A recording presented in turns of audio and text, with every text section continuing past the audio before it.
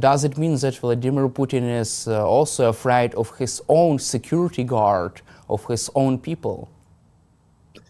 Yeah, I think absolutely. Putin appears very paranoid at the moment. There are lots of rumors that he has, what we call doppelgangers, lookalikes, to confuse anybody who might be trying to get hold of him.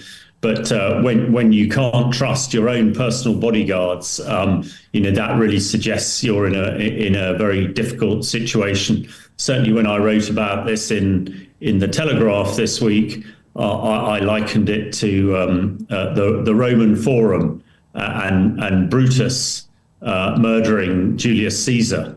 The analogy being that Caesar would be Putin and Brutus would be some of his close associates. So, these evil tyrants are susceptible. When you do such horrific things, you are going to create enemies. And no doubt Putin has enemies close to him, and they're closing in. And he is getting incredibly worried, which is why one is seeing the actions that we've seen, particularly with his own bodyguards. US President Donald Trump is angry with Russian dictator Vladimir Putin because Russia was delaying ceasefire talks. Could this become another turning point in Trump's stance on Vladimir Putin, in Trump's policy on Russia? Could this be the tipping point after which Trump will turn against Vladimir Putin? Well, let's hope so. Trump used some very undiplomatic language, saying how cross he was with Putin. I think President Trump thinks that he can change every situation by doing some sort of business deal, and he's finding that actually doing business in warfare is rather different from doing business selling houses and tower blocks. And Putin is not playing ball. Trump's told him to do something and Putin's doing exactly the opposite. Putin shows no indication at all of wanting ceasefire or peace. Putin sort of seems to think he's winning at the moment, and some of Trump's actions have made him think that. When Trump turned off the intelligence support to Ukraine and then turned off US weapons for a few weeks, that really had a profound effect, not just on the battlefield, but also led Trump to believe that actually the American president and some of his close advisors were rather closer to the Kremlin than they were to Kyiv or to London and European headquarters. Now, thankfully, Trump seems to have realized the mistakes he's been making and now putting pressure on Putin.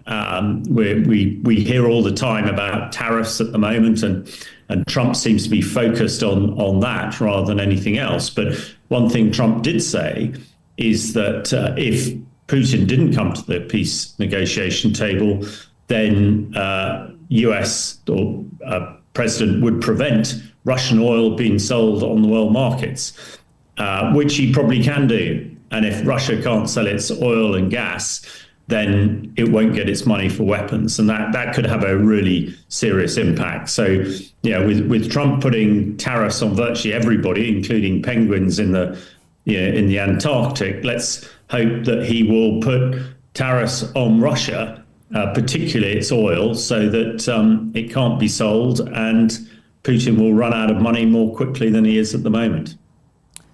From your perspective, would it be enough to force Putin to agree with ceasefire deal? I mean, these secondary tariffs and sanctions, even tariffs against countries which are buying Russian oil? Well, I don't think on its own it would do that, but it would certainly put more pressure on. And it's clear that there is a lot of pressure sort of coming on to the Kremlin at the moment. Although one must sort of consider that Putin still thinks he's winning. Putin knows that if he loses or doesn't achieve his aims, and his aims were the complete subjugation of the 4 oblasts that Russia controls part of at the moment and Crimea, he also wants to decouple Europe from the US. If he doesn't achieve those, he's failed. and failed Russian dictators don't last very long. And I think Putin is well aware of that. So I think Putin is assuming he might as well fight on, because if he doesn't achieve what he's set out to do, then that's the end of him. Yeah, not only as the president, but probably the end of his life, because that's what Russians do to their failed leaders. They get rid of them completely. And also, whoever Russia has agreed to a partial ceasefire in the air and at sea, don't you think that this is special Russia's negotiating tactics, just to give Donald Trump something to declare any kind of a victory, but not enough to actually end the war? Do you see this as Russia's negotiating tactic? Yeah, absolutely. I mean, the two ceasefires we've seen before, the 30-day ceasefire, yeah, the ink wasn't even dry on the agreement before Russia broke it.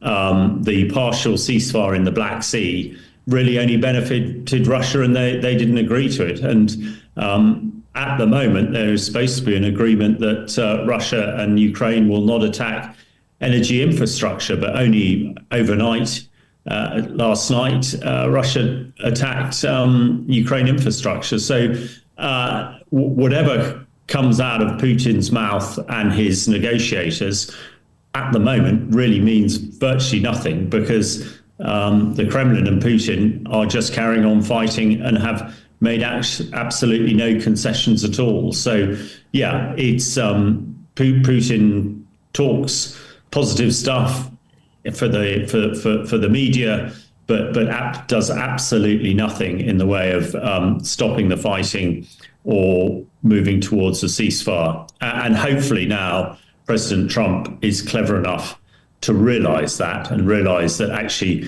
it is Putin who is playing Trump and not the other way around. And hopefully Trump and his advisors learn very quickly and get a bit smarter in their dealings with the Russian president.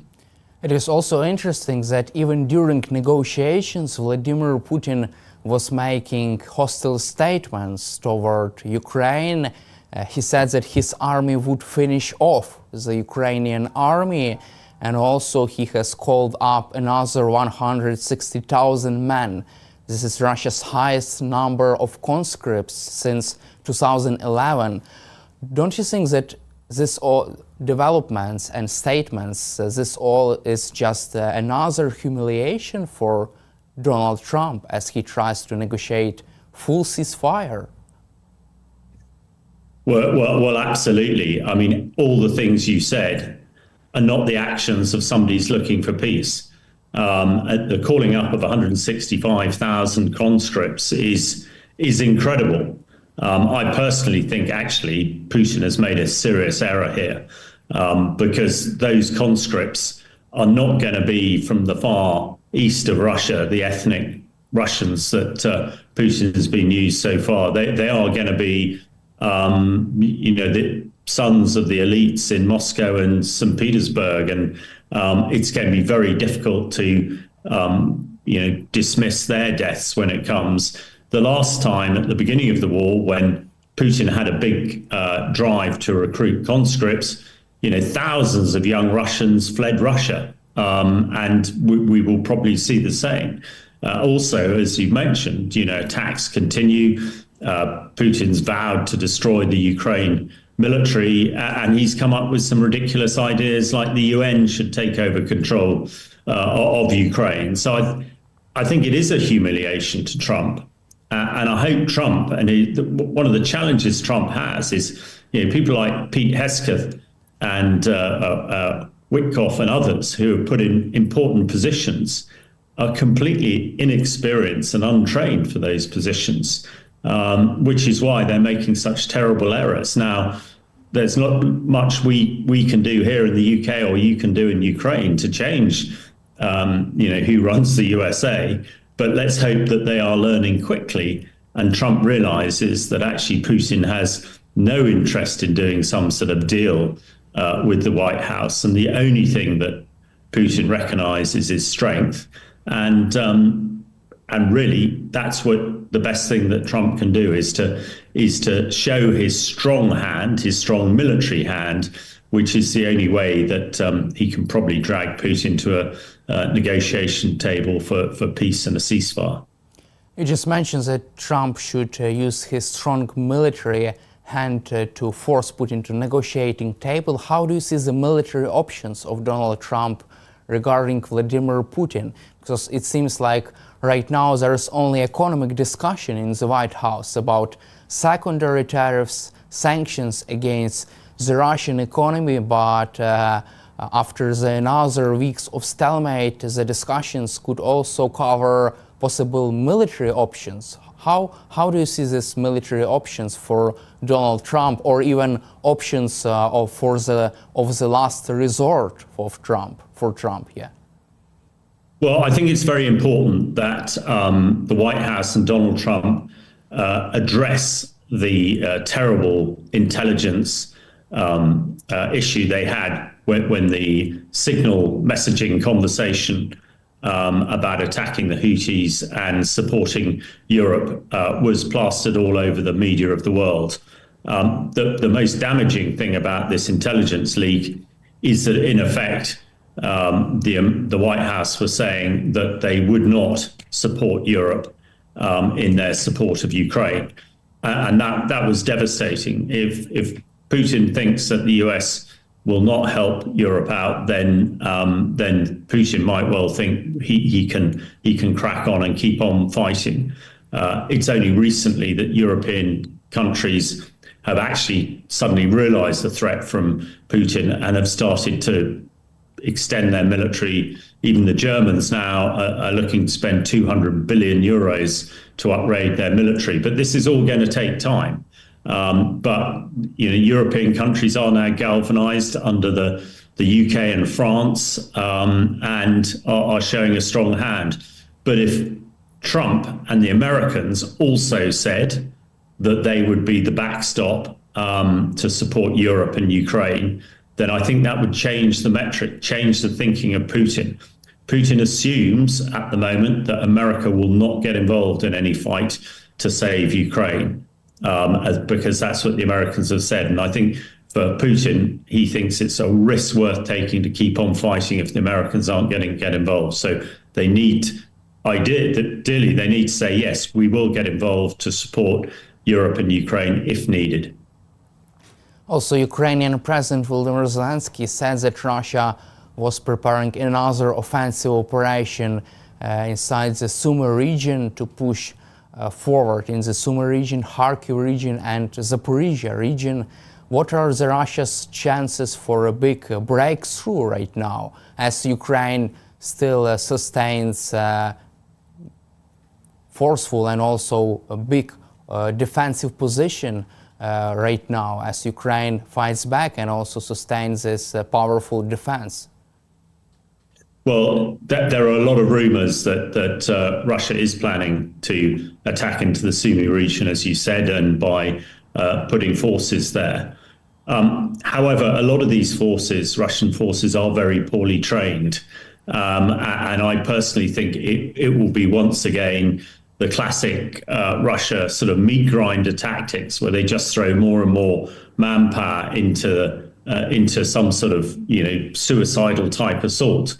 And as long as Ukraine has enough ammunition coming in from the West, then they should be able to hold it. I would say as well, in that area, I've been speaking to some of the people in the brigades there. The Russians are again using a lot of chemical weapons. We've discussed it before, their use of chloropicrin. I understand they're using it on a daily basis across the frontier, which is their method, their modus operandi to attack. Thankfully, I understand that there are many thousands of British gas masks, respirators, now on the way to their front line. So hopefully that'll enable the Ukraine defenders to fight better with British gas masks. But it is a concern. And the key thing is to make sure that Ukraine has the ammunition to defend against it.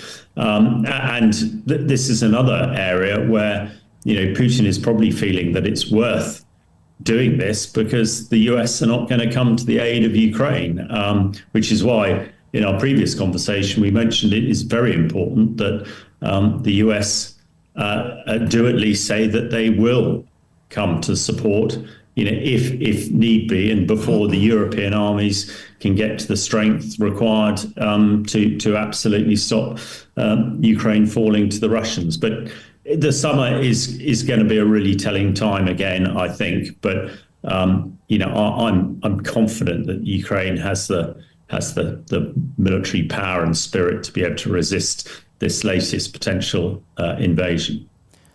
Also, NATO Allied Supreme Commander General Christopher Cavoli recently testified in the Congress. He said that Ukraine has already solved its all problems with the lack of manpower. Ukraine has solved this problem. However, Russia still faces such a type of problem with manpower, with other lack of other weapons. What does this mean for this stage of the war, that Ukraine has successfully solved this problem with manpower? Well, I mean, that's really good. And certainly when I was at the Tank Museum yesterday with General Zelensky opening the Ukraine exhibition, and there were lots of Ukraine soldiers and British soldiers there talking about the training that's going on. That was really impressive, and it appears that the training is going very well. Conversely, what Russia is not doing is training its conscripts, and an untrained conscript is pretty useless. So I think Russia seems to be unconcerned with casualties. Some figures are saying that Russia is approaching 1 million casualties, which is almost unimaginable. But a lot of it is because they're throwing untrained infantry soldiers, untrained tank soldiers into the front line who just don't know how to operate. And, unfortunately, they get it wrong and they get killed, and they get killed in their absolute thousands. Whereas, Ukrainian soldiers are getting good training, and they're now some very experienced soldiers who can pass on that experience to the newer people. So, as defenders, Ukraine is now, from a professional soldiering perspective, in a much better position than it was last year, and that is good news. But of course, what everybody wants is the fighting to stop as soon as possible. Let's cover also our final topic, the coalition of the willing. British Prime Minister Keir Starmer is pushing forward the creation of coalition of the willing. This coalition will hold another summit next week in the NATO headquarters. What is your take on the current stage of military planning, which is going on in Europe right now? I think the military planning is now pretty advanced, and certainly speaking to some of the British military planners, an awful lot of work has gone on, a lot of progress has been made, lots of training is happening, some of it combined training, some of it individual training. So the message coming out, and the message that should be heard in Moscow, is Europe is really serious about this. They have plans. They think that they have the right force structures and the right force to create what they're calling a peace enforcement force. This is one that has sufficient firepower to be able to deter and push Russians back if they do transgress. There's a lot of work going on providing a sort of air defense cover from European NATO air forces of around 140 fighter jets, and I gather that is well advanced. So, I think Europe countries led by Britain and France are taking this very, very seriously. They're committing a lot of resources, and they are planning to have to use this force if necessary. This is not some sort of hollow threat. This is not just politicians speaking, for effect, and hopefully the Kremlin realize this and take it seriously, because I don't think European NATO countries are going to slow down at all. They are accelerating their efforts, and if there is some sort of ceasefire soon, it would appear that European NATO countries, the coalition of the willing, is is ready, willing, and able to put a significant force into Ukraine to make sure that a peace is held. Thank you, Colonel Hamish, for your time and for your support for Ukraine, and glory to Ukraine. Thank you very much for having me. Glory to Ukraine.